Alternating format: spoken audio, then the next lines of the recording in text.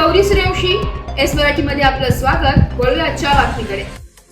वणी बोरगाव सापुतारा राष्ट्रीय महामार्गावरील बोरगाव येथे फरशी पुलाच्या दोन्ही बाजूला संरक्षण कठडे नसल्याने मोठ्या अपघाताची शक्यता नाकारता येत नाहीये.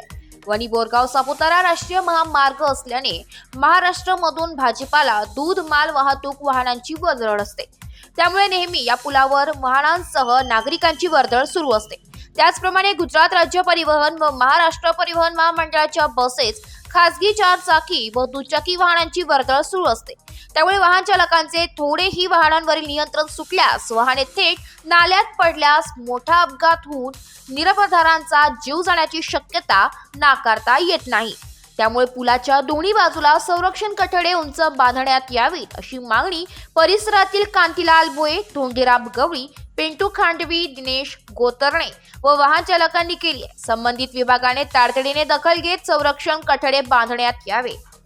एस मराठी न्यूज साठी प्रतिनिधी लक्ष्मण बागुल, बोरगाव.